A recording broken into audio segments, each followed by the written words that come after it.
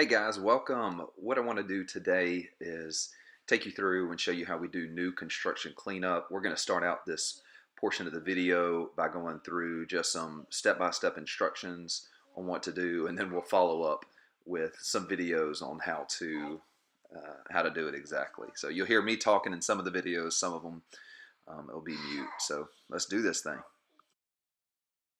First place we start is in the garage. We're going to go in the garage. We're going to go ahead and remove all items from the garage. Sometimes there'll be leftover debris or just construction debris. We're going to put it in the yard where it won't get wet.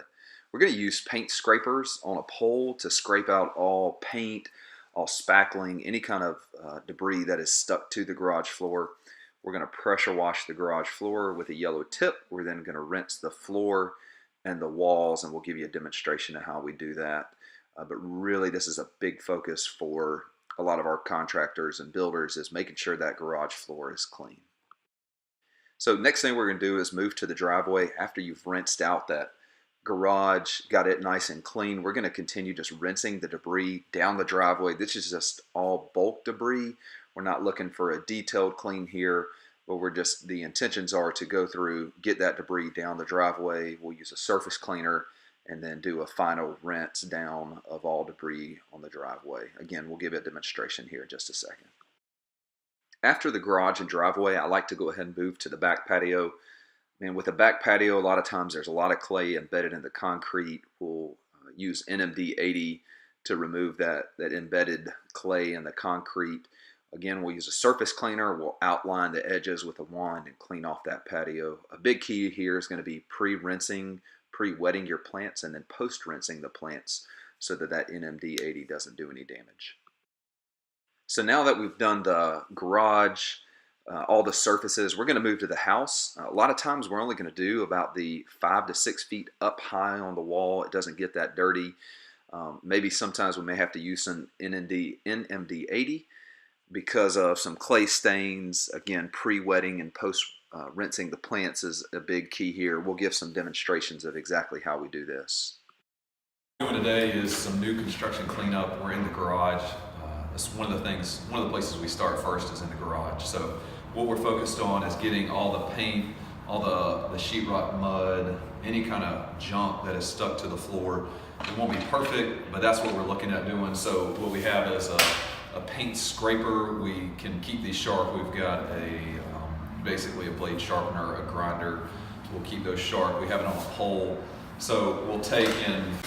So basically any areas on the floor that have, obviously here there's a big pile of sheetrock mud. We're going to get as close to the floor as we can, clean that off. Anything that we don't get, the pressure washer can come back, the wand, and kind of get some of the stuff that's stuck on. But even one of the things I wanted to hit was even these little areas on the side where there's mud, we need to get those off. You'll see there's a little bit of paint over here in this section, so we want to do our best to get that off. It won't be perfect, so we're going to try to get that off. Then what we do, we follow up. After we scrape the garage, we'll come back. Sometimes we'll blow it out just to get the mud out, and then we'll actually surface clean this floor in here. This doesn't have a lot of built-in clay. This just looks like some surface stuff, so we won't have to use any NMD 80 or any kind of chemical. We'll surface clean it, then we'll come back and wand it all out. And I'll show that process in a little bit, but whenever you do wand, whenever you kind of blow this surface out, you'll get some stuff up on the walls. It is okay to actually spray the walls very, very lightly, not with a yellow tip, but with a lower pressure tip, just to kind of rinse them. So what we're doing here is, this is after we have scraped the surfaces with the paint scraper, and then actually after we've blown out all the debris, we're coming in with the yellow high pressure tip, and we're going to do the best we can to clean up any kind of paint that is remaining. You can see as we hover over it that we can get a lot of those, some of the bigger paint. What I'm doing here is, this is actually from overspray, where they spray the walls, spray paint the walls.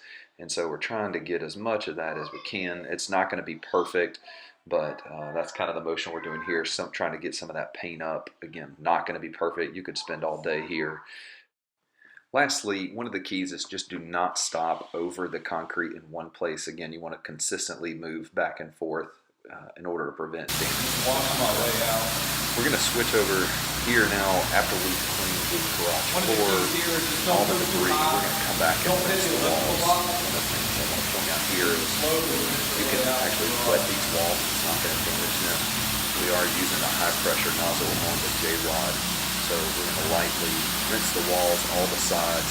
You want to be careful not to spray right into a receptacle or the box, breaker box or anything like that. And then we're just gonna get the walls. A lot of debris gets right there in the corner, so rinse all that out. And we're gonna come back. You'll see me here in just a second. I'm gonna go back to the back of the garage and then just slowly rinse my way out. So I'm gonna rinse all that out, make sure it's good and clean. This is an extremely important part of the home for our contractors, and especially our customers. They expect a very, very clean garage. It's never going to be perfect just because some of the other contractors neglect this area, unfortunately. A very important area for us. From here, we will move on to surface cleaning the driveway. Prior to doing that, we're going to wash all the kind of bulk debris down the driveway as well as possible. What I'm going to show you here in this next clip that's about to come up is using the surface cleaner. Anytime we use a surface cleaner on this fresh concrete, we never want to pull the trigger with the surface cleaner on the ground. So here's a slight demonstration here. You actually lift it up off of the ground, pull the trigger, and then let it hit the ground there. So great example of how to do that. After we have cleaned the surface of the driveway, we're just going to lightly make sure we rinse everything down. One of the things we're going to have to do here is you can see some of the red clay is embedded into the concrete. We use a product that we have called NMD80. This is specifically for construction cleaning. So we will apply it through downstream method. We'll just stick the soap tube down into the bucket, apply it here. We want to make sure that we kind of pre-wet any plants before we do that, and then post-rinse as well. We'll leave it for about 5-10 minutes, let it sit, don't let it dry. Let it sit, come back, surface clean, and then wand off everything again. Another scenario where we will use the NMD80 is here on the house. You'll see this house is actually white, and then as you go down, it gets orange just because of the clay, the splash up whenever they don't have mulch during construction. So we'll use that NMD80 again, same method, apply it here. Watch out for your plants, make sure you pre-wet those. Again, stick your soap nozzle directly into the NMD80 and then downstream it onto the house. Let it sit for about 5 minutes, don't let it dry, and then come back and rinse it. You may have to use a little bit higher pressure. You should not have to brush it in this scenario.